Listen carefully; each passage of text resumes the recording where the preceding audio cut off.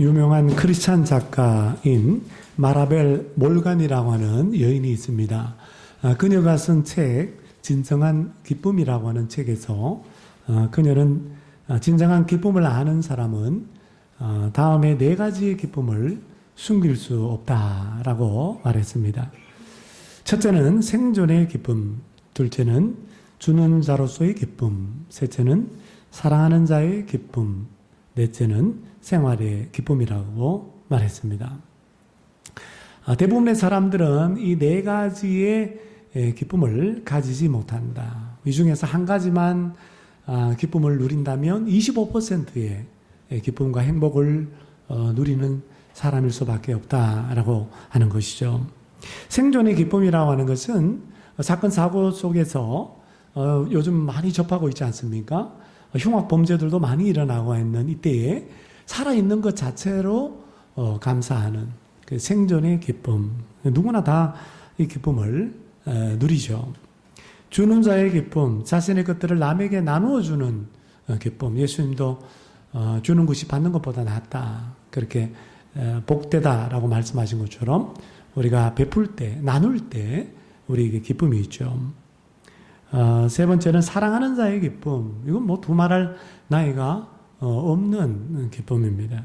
넷째는 생활의 기쁨. 일상생활 속에서 우리가 느끼는 기쁨입니다. 오늘 본문 말씀에 나오는 항상 기뻐하라 라고 하는 이 말씀은 이 4가지의 기쁨 가운데 아마도 생활의 기쁨에 가깝지 않을까 생각합니다. 그런데 여러분, 항상 기뻐할 수 있습니까? 언제나 기뻐할 수 있나요? 우리 사람들이 누리는 기쁨을 가만히 보면은 환경과 처지 형편과 직결되어 있습니다.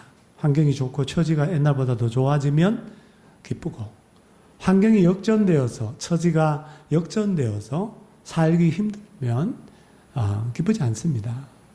아무리 항상 기뻐하라고 주님이 말씀하셔도 난 기뻐하지 않을래요. 아니, 기뻐할 수 없어요. 환경을 고려하면 기쁨이란 계속 될 수가 없습니다. 환경을 고려하면 항상 기뻐하라 라고 하는 이 주님의 말씀에 우리는 순종할 수가 없습니다. 사도 바울이 편지를 쓴, 또 이 바울의 편지를 받고 있던 데살로니가 교회의 환경은 어떻습니까? 데살로니가 전서 1장부터 쭉 읽어보면 유대인 동족들로부터 데살로니가 교회의 유대인들 신자들이 핍박을 받고 있었습니다. 물질적 손해를 입고 있었고, 왕따를 당하고 있었고, 중상모략과 온갖 비방과 비난을 받고 있는 그런 환경에서 살고 있었어요. 근데 이런 환경 속에 살고 있는 데살로니가 교회를 향해서 사도 바울이 항상 기뻐하라 이렇게 말씀하고 있습니다. 그러면 항상 기뻐하라 라고 하는 이 말씀은 데살로니가 교회의 형편과 환경과는 전혀 상관없는 말씀이라고 하는 것이죠. 환경과 관계되는 말씀이 아니라는 겁니다. 환경을 초월한 말씀, 환경과는 전혀 상관없는 말씀이 바로 항상 기뻐하라 라고 하는 말씀입니다. 그렇다면 왜 하나님께서는 사도 바울을 통해서 이 열악한 환경 가운데 있는 교회를 향하여 항상 기뻐하라 라고 말씀하시는 걸까? 우리가 항상 기뻐할 수 있는 이유가 무엇일까? 오늘 말씀을 통해서 그 이유를 함께 알아보고 또 그 이유만으로 항상 기뻐하고 우리 행복한 신앙생활하는 우리 모두가 되시기를 주님의 이름으로 축복합니다. 항상 기뻐할 수 있는 이유가 뭘까요? 첫째로 과거의 구원을 받았기 때문입니다. 항상 기뻐하라 라고 하는 말씀 아래에 보면 18절 하반절에 그리스도 예수 안에서 너희를 향하신 하나님의 뜻이라고 말씀합니다. 항상 기뻐하라 라는 말씀은 누구에게 주신 말씀이에요? 누구를 향한 뜻이에요? 예수 안에 있는 너희, 예수 안에 있는 데살로니가 교회 신자들, 예수 밖에 있는 불신자들에게 주신 하나님의 뜻이 아니고 하나님의 명령이 아니라 예수 안에 있는 신자들에게 주시는 하나님의 뜻, 하나님의 명령이라고 하는 것입니다. 예수 안에, 이 말은 en Christos라고 헬라어로 in Christ, 이 말은 사도 바울의 편지 가운데 굉장히 많이 등장하는 단어입니다. 예수 안에 있다라는 말은 다시 말하면 예수님을 믿는다라는 거예요. 더 나아가서 예수님을 믿고 구원을 받았다라고 하는 뜻입니다. 예수 안에 있는 너희, 예수 믿고 구원받은 자들아, 항상 기뻐하라. 이것이 너희를 향한 하나님의 뜻이요 명령이니라. 그러므로 예수 안에 있는 사람, 예수 믿고 구원받은 사람은 여러분 환경을 초월하여서 항상 기뻐할 수 있는 줄로 믿습니다. 그래서 사도 바울이 데살로니가 전서 이 편지를 쓰고 10년 이후에 또 하나의 편지를 빌립보 교회에 편지를 씁니다. 빌립보서 4장 4절에 보면 주 안에서 기뻐하라. 내가 다시 말하노니 기뻐하라 말씀합니다. 여러분 사도 바울이 지금 기뻐하라, 항상 기뻐하라 라고 권면하는 이 편지를 쓰고 있는 바울의 공간적인 위치는 어디입니까? 로마 감옥입니다. 로마 감옥에서 이제 잠시 후에, 아니 얼마 후에 이제 칼에 목베임을 당해서 죽임을 당할 것을 모르고 감옥 속에서 두려워할 수밖에 없는 그런 환경 속에서 사도 바울은 예수님 안에 있었기 때문에 감옥 안에 있었지만 그는 항상 기뻐할 수 있었고 빌립보 교회를 향하여 너희 또한 주 안에서 항상 기뻐하라 라고 권면할 수가 있었던 것입니다. 그렇습니다, 여러분. 신자의 기쁨이라고 하는 것은 구원받은 자의 기쁨이에요. 우리의 기쁨은 구원의 기쁨입니다. 그래서 시편 51편 12절에 보면 주의 구원의 즐거움. 이사야 12장 3절에 보면 그러므로 너희가 기쁨으로 구원의 우물물들에서 물을 기르리라. 예수님은 십자가 형벌을 앞두고 제자들을 위하여 중보 기도를 하셨습니다. 요한복음 17장 13절. 지금 내가 아버지께로 가오니 내가 세상에서 이 말을 하옵는 것은 그들로, 제자들로 내 기쁨을 제자들 안에 충만히 가지게 하려 함이니이다. 예수님은 교회를 위해서 교회가 하나 되게 하옵소서. 제자들을 향해서 예수님이 기도를 하시면서 예수님 기도하시는 목적이 뭐냐면 나의 기쁨이 저들 가운데 충만하게 되기를 원하셨다라는 거예요. 여러분, 살아계신 주님은 지금도 예수님의 제자인 저와 여러분을 위해서 중보 기도하고 계십니다. 주님, 저들이 어떤 상황 가운데, 어떤 환경 가운데 놓여 있다 할지라도 나의 기쁨, 이 예수의 기쁨을 저들이 충만케 하시고 누리게 하여 주옵소서. 그렇다면 주님의 기쁨은 뭘까요? 예수님의 기쁨은 뭘까요? 히브리서 12장 2절에 보면 예수님은 예수님 앞에 있는 기쁨을 위하여 십자가를 삼으사 부끄러움을 개의치 아니하시더니 말씀합니다. 예수님 앞에 있는 기쁨은 바로 온 인류를 구원하기 위한 기쁨. 죄인인 오늘 저와 여러분을 구원하는 기쁨. 이 기쁨을 위해서 우리 예수님은 십자가 형벌을 당하셨고 십자가 위에서 온갖 부끄러움과 조롱의 말들을 개의치 아니하셨다라는 것. 저와 여러분을 구원하기 위해서. 그 구원의 기쁨을 위하여. 십자가형이라고 하는 것은 로마 제국 당시에 가장 극형입니다. 가장 처참하고 비참한 형벌입니다. 로마 시민권 가진 사람들에게는 이런 형에 처해지지 않습니다. 로마 제국을 반영하는 반역자나 아니면 이단자에게 주어지는 형벌이었습니다. 그러므로 십자가형에 처해진다라고 하는 것은 그 십자가형에 처해진 그 범죄자 한 사람만의 저주와 수치가 아니라 이 십자가형을 받는 그 사람이 속한 공동체 전체의 수치요, 가문 전체의 부끄러움인 것입니다. 그리고 십자가형은 다른 형벌과는 다르게 인간의 존엄성을 전혀 보장해 주지 않는 형벌입니다. 벌거벗깁니다. 실오라기 하나 걸치지 않게 완전히 벌거벗긴 채 십자가에 못 박아서 다릅니다. 예수님이 십자가에 벌거벗은 채 매달렸을 때에 사람들로부터 수치를 당합니다. 온갖 치욕과 온갖 모욕의 눈빛을 받으셨습니다. 지나가는 사람들이 머리를 절레절레 흔들면서 욕을 퍼붓습니다. 종교 지도자들은 네가 메시아라고 한다면 십자가 위에서 한번 내려와 봐라 라고 시험하시고 유혹하셨습니다. 예수님의 연약함을 그들은 비웃었어요. 함께 왼쪽 오른쪽에 달린 흉악범조차도 예수님을 비아냥거렸습니다. 아무리 사형서라고 할지라도 인간으로서의 최소한 존엄성을 지켜주는 것이 당시 관례였습니다. 이것을 위해서 사형수는 사형을 집행하는 사람들의 경멸의 눈빛을 피할 수 있도록 머리에 두근을 씌우거나 아니면 눈에 가리개를 한 채 죽음을 맞이하도록 그렇게 합니다. 그러나 예수님은 십자가형에 찌어지면서 어떤 가리개도 없었고 최소한의 인간의 존엄성을 보장해 줄 수 있는 어떤 도움도 받지 못한 채 공공장소, 공개적인 장소에서 수많은 사람들이 지켜보는 앞에서 수치를 당하며 고통을 당하며 죽으셔야만 했습니다.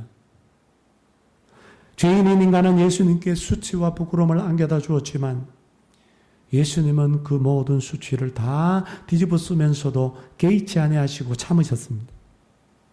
죄인의 죄는 예수님을 쳐서 십자가에 못 박았지만 예수님은 그 십자가 못 박히면서 그 온갖 고통을 다 참으셨습니다. 왜요? 오늘 저와 여러분을 구원하는 단 하나의 그 기쁨을 위해서입니다. 그러므로 주님의 이 놀라운 사랑과 은혜로 구원받은 우리들, 예수님의 기쁨인 이 구원의 기쁨으로 우리는 충만할 수밖에 없습니다. 항상 기뻐할 수밖에 없습니다. 사랑하는 성도 여러분, 예수님의 은혜로, 예수님을 믿음으로 말미암아 구원받으셨습니까? 예수님을 영접함으로 말미암아 여러분 거듭나셨습니까? 그렇다고 한다면 찬송가 434장 2절 가사처럼 주 내 죄짐 대신 지시었으니 나 주 안에 늘 기쁘다. 그 생명 버려 나를 구원하셨으니 나 주 안에 늘 기쁘다. 이렇게 고백하고 이렇게 고백적인 삶을 사시는 우리 모두가 되시기를 바랍니다. 두 번째, 항상 기뻐할 수 있는 이유는 부활하신 예수님이 현재 나와 함께하고 계시기 때문입니다. 예수님이 십자가에 죽으심으로 말미암아 제자들과 죽음으로 제자들과 이별하기 직전에 제자들에게 이렇게 말해요. 조금 있으면 너희가 나를 보지 못하겠고 또 조금 있으면 너희가 나를 보리라. 아니 무슨 말씀인지를 모르는 거예요. 예수님이 어떻게 죽을지를 전혀 모르는 제자들이 서로 얼굴을 쳐다보면서 이게 무슨 뜻이지? 라고 묻고 있었습니다. 예수님이 그걸 아시고 요한복음 16장 20절에서 22절에 제자들에게 이와 같이 말씀하셨어요. 제가 읽겠습니다. 내가 진실로 너희에게 이르노니 너희는 곡하고 애통하겠으나 세상은 기뻐하리라. 너희는 근심하겠으나 너희 근심이 도리어 기쁨이 되리라. 여자가 해산하게 되면 그때가 이를 없으므로 근심하나 아기를 낳으면 세상에 사람 난 기쁨으로 말미암아 그 고통을 다시 기억하지 아니하느니라. 지금은 너희가 근심하나 내가 다시 너희를 보리니 내가 다시 너희를 보리니 너희 마음이 기쁠 것이요 너희 기쁨을 빼앗을 자가 없으리라. 예수님은 지금 제자들과 함께 계심과 함께 계시지 않음을 여인이 해산하기 전 그 근심과 해산한 이후의 기쁨에 비유하고 있어요. 여러분, 예수님이 제자들과 함께 계시지 않은 때는 언제일까요? 예, 바로 다음 날 이 말씀을 하신 바로 다음 날, 성금요일 날, 예수님이 십자가에 죽으신 그때에는 제자들과 예수님이 함께 하지 않는 때예요. 그렇다면 예수님이 함께 하는 때는 언제입니까? 예수님이 다시 제자들을 보는 때, 예수님이 부활하시고 제자들에게 나타나신 때, 더 나아가서 오순절날 성령 강림 사건으로 말미암아 영원히 예수님과 제자들이 함께하는 그때를 말합니다. 그때에는 제자들이 근심이 번하여 기뻐할 수 있다라는 거예요. 그렇습니다, 여러분. 십자가에 우리를 위해서 죽으시고 부활하신 예수님은 지금도 살아계셔서 오늘 저와 여러분과 함께 계시는 줄로 믿습니다. 구원받은 우리는 주님의 은혜로 예수님을 믿고 하나님의 자녀가 된 우리는 주님과 영원히 함께 살고 있습니다. 그러므로 주님은 우리에게 어떤 환경에 있다 할지라도 항상 기뻐하라 라고 말씀하시는 겁니다. 미국의 앤 혹스라고 하는 여인이 있었는데 1800년 중반에 살았던 여인입니다. 이 여인이 글쓰기 재능이 탁월했어요. 14살 때에 뉴욕 신문에 글을 하나 기고했는데 많은 사람들이 놀랐어요. 어디 14살짜리가 이런 글을 쓸 수 있나. 다들 관심을 가지게 되었습니다. 25살 나이에 결혼을 해서 3명의 자녀를 낳고 너무나 평안하고 너무나 행복한 나날들을 보내고 있었습니다. 결혼하고 난 다음에 12년이 지나서 37살이 되던 해에 이 혹스라고 하는 여인은 자신의 삶을, 과거를 돌아보기 시작해요.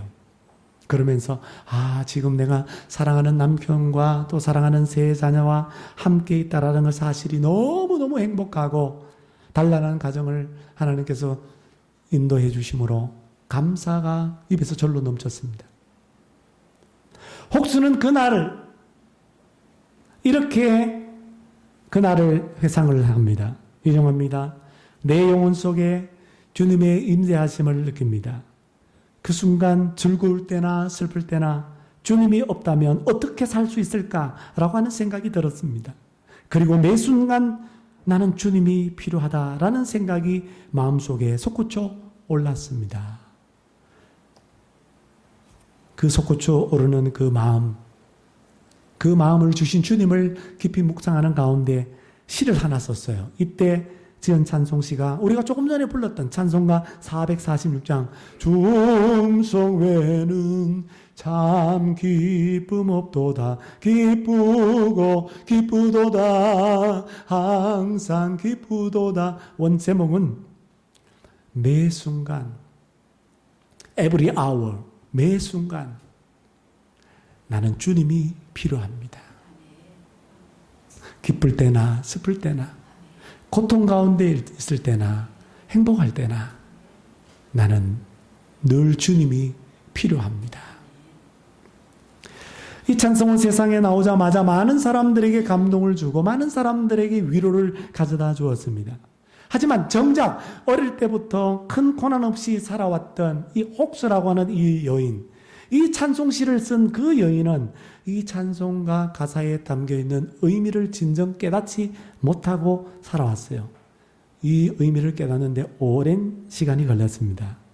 이 찬송시를 쓴 지 16년 이후에 그토록 사랑했던 혹스의 이 남편이 그만 세상을 떠나고 죽고 맙니다. 사랑하는 남편을 잃은 그 상실감이 너무 컸어요. 우울감과 절망감 가운데 사로잡혀 있었습니다. 30년이라는 시간을 남편 없이 혼자 여인의 몸으로 세 자녀를 양육하면서 그렇게 힘들게 지내면서 이 여인은 평안을 찾기 위해서 이 찬송가 가사로 다시 돌아와야만 했습니다. 다시 자기가 쓴 이 찬송시를 깊이 묵상하는 가운데 그녀는 16년 전에 주님이 주 음성 외에는 참 기쁨 없도다. 나는 주님이 필요합니다. 그렇게 고백하신 그 이유를 깨닫게 되었습니다. 나에게 어떤 고통이 있든지 주님께서 나와 함께 계실 때 나는 항상 기쁠 수 있다라고 하는 그 진리를 비로소 깨닫게 되었습니다. 그렇습니다, 여러분. 우리의 삶에 예수님이 없다면 진정한 기쁨은 없을 것입니다.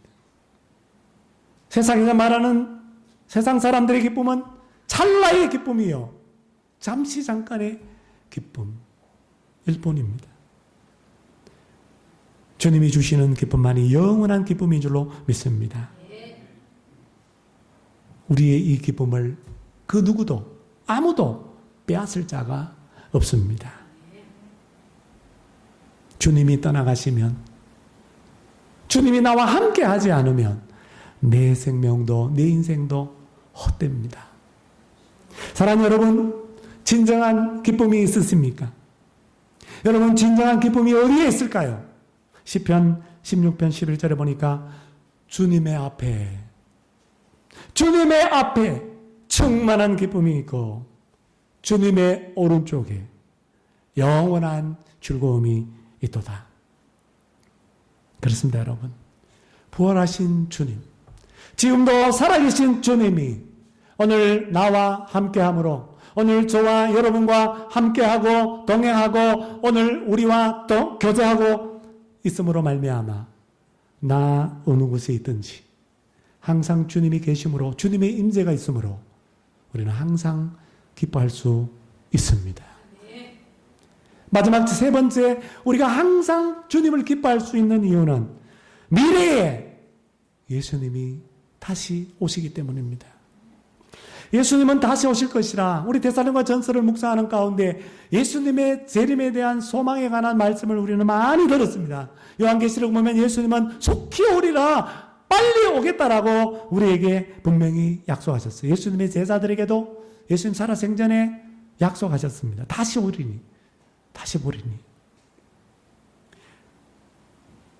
지금은 우리가 환난을 당하고 있지만, 제자들처럼 환난을 당하고 있지만 예수님이 약속하신 대로 이 땅에 다시 오실 때 우리의 마음은 여러분 기쁠 것입니다.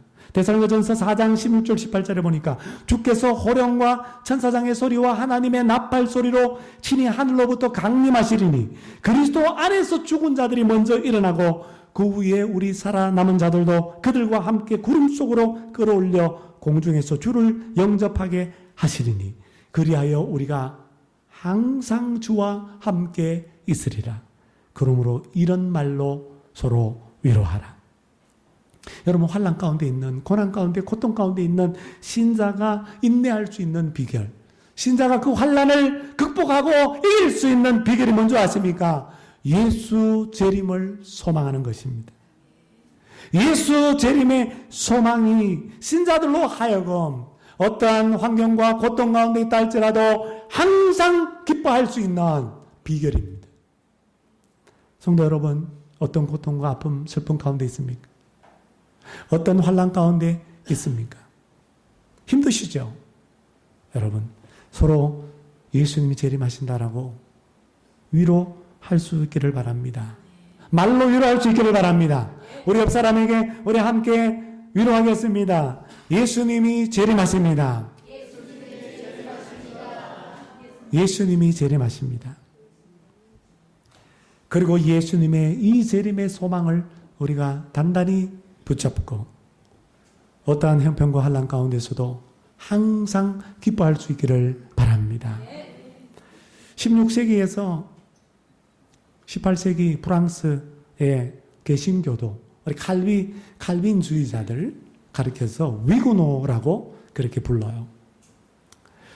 구교, 이 가톨릭에 의해서 이 위구노들은 굉장히 많은 핍박을 받았습니다. 특별히 많은 사람들이 죽임을 당했어요. 낭트 칙령으로 인해서 위구노에게 신앙의 자유가 주어졌지만, 그러나 파리 한복판에서만큼은 이 칙령이 적용되지를 못했습니다.